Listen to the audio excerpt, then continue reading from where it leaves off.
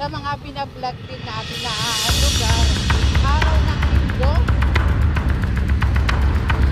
at maganda ang dami ng mga sasakyan.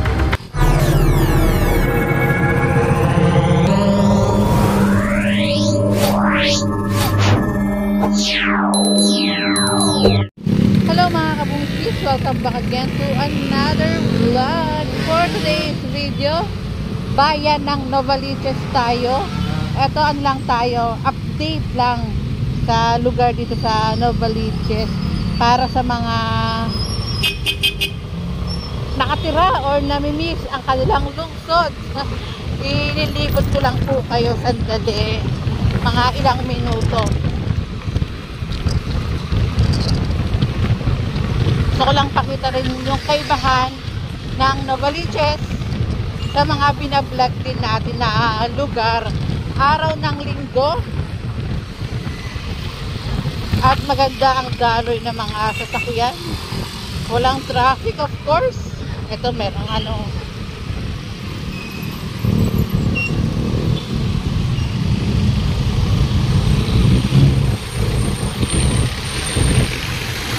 grabe ang buga na itong jeep. Ang itim ng usok. Kaya maganda pa rin talagang nakamas.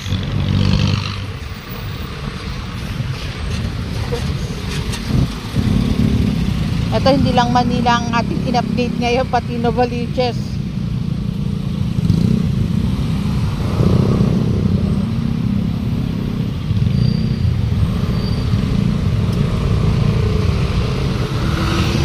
Nitang Avenue, ito pala Quirino Highway.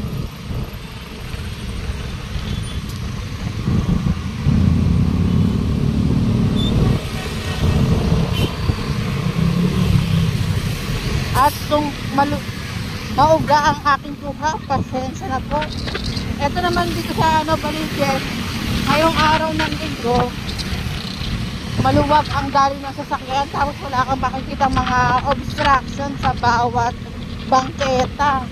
Napakaluwag po ngayong araw.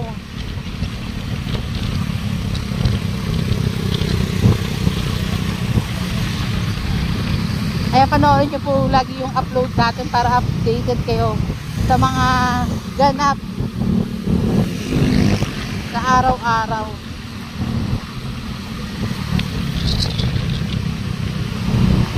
At turn naman natin dito sa kabila.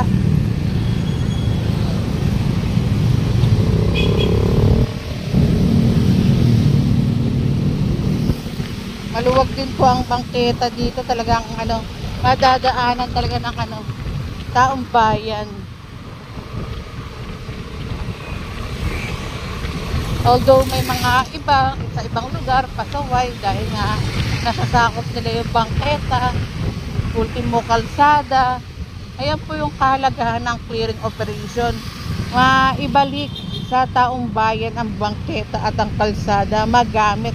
Kasi kung hindi magagamit yung bangketa, tapos puro mga sasakyan pa yung dumadaan, ako po, yung safety ng mga tao nga rin po ang nakasalalay.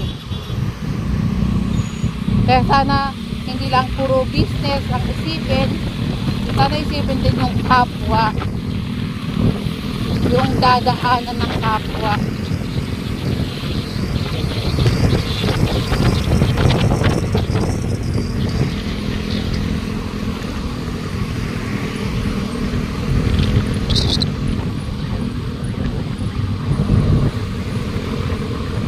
Ay, ito pala yung TV5.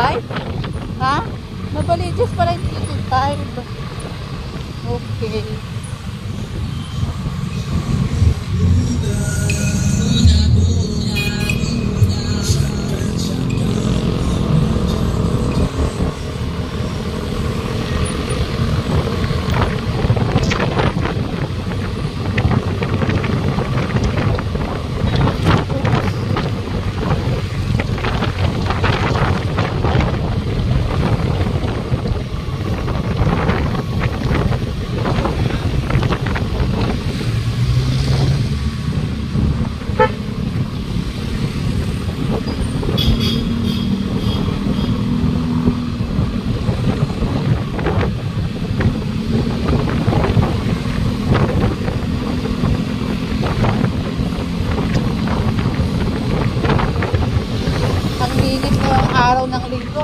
nakikita mga obstruction kahit sa mga dwellers. Sa mga dinaanan natin, wala. At tignan po natin sa mga ibang lugar na dadaanan natin.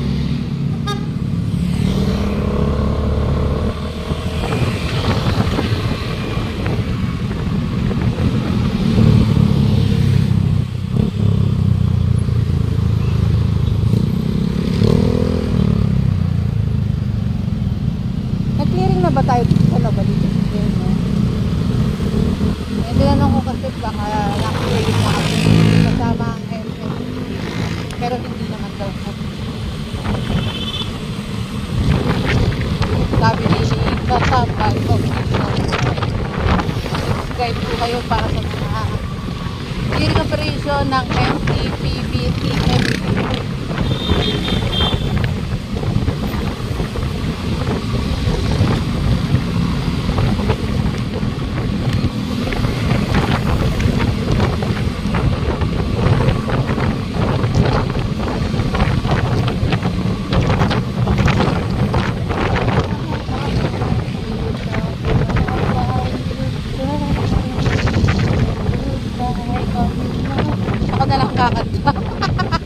Kesa maka-copyright pa. I can't believe.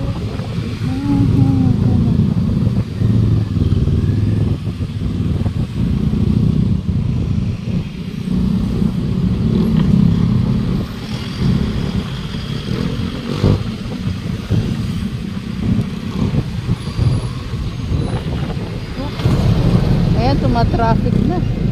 Quirino Highway sa kabila, Bernardino Road naman yung side na yan.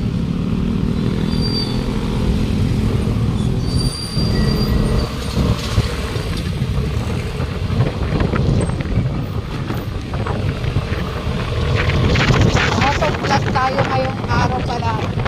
Auto-vlog pala ito na gagawa pala natin. Ngayon lang naisip eh.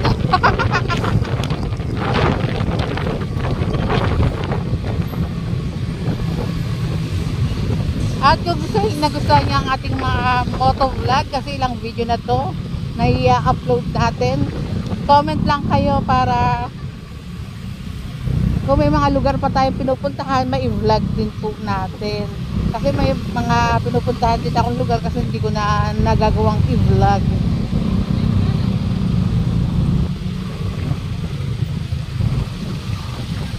At mga kabungis-ngis, time check tayo, 4:30 ng hapon dito sa Pilipinas. Pero ito pa rin, sobrang init pa rin po. Siguro may maya pa yung magkukul. Ha? Nag-clearing tayo. Kaya natanong ko si Katamay para kasing naaalala ko tong lugar na to eh.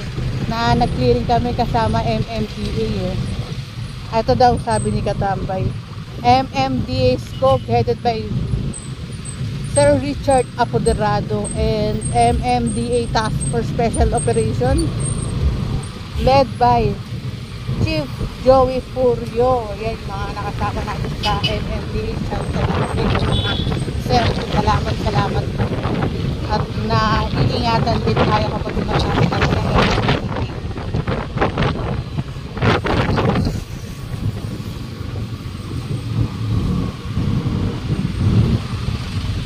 Traffic na. Para sa akin mas maganda talaga motor kaysa sa sasakyan.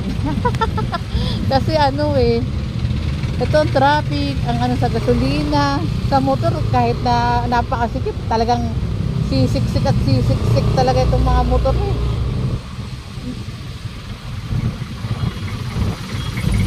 Pero kanina nung naglalakbay tayo papunta dito, sobrang walang ka-traffic. Ang ayos ng daan. Oops, yes.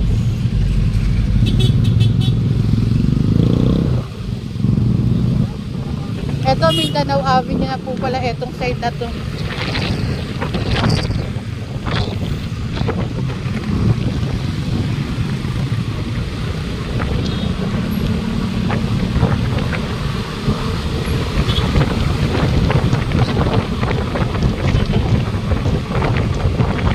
Galitin mo ng ating mga upload, Busilak's Diary.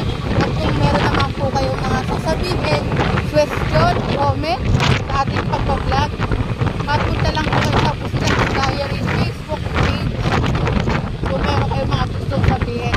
At hanggang dito na lang mga kabumismis ang ating update, ang ating motovlog. Maraming salamat sa pagsama. Ingat po kayo palagi and God bless.